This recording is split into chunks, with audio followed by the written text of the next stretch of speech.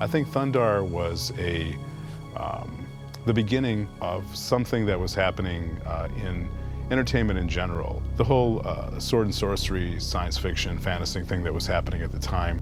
There was a wave sort of going on at the time this show was created that established the possibility in people's imaginations that maybe our civilization isn't going to go on forever. I thought this was one of the best shows that we'd ever come up with as a company. It's Tarzan in outer space, you know, and dealing with alien beings all the time. Thundarr, I think, did make a big impact in what people were doing in those days.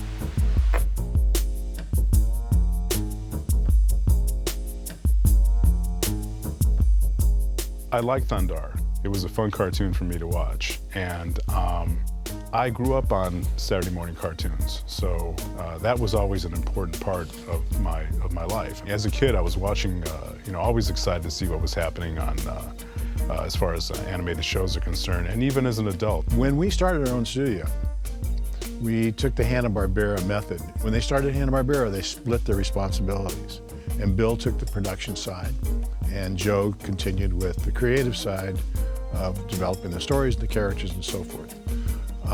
We decided to do the same thing because one of us had to take care of that end of it. We knew cartoons inside and out, and we learned from some of the best guys in the business, which were obviously Bill Hanna and Joe Barbera, and we were very familiar with their system. Our vision was obviously to make good shows, you know, sell shows, make them, and we wanted hits.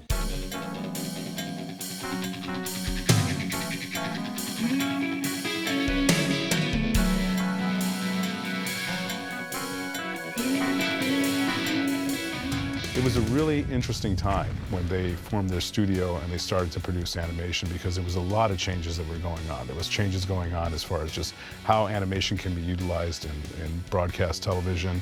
Production was changing. When they started their company in 1977, things were being done in animation prior to that, directly prior to that. There was a lot of taking live action shows and turning that into a cartoon. But nobody had really been developing any new like superheroes specifically for television. It had kind of like fallen off. It was sort of like they didn't do that anymore. But then with Star Wars, all of a sudden you had something dealing with a science fiction fantasy kind of idea, which I think had an enormous impact on Saturday morning and on animation in general.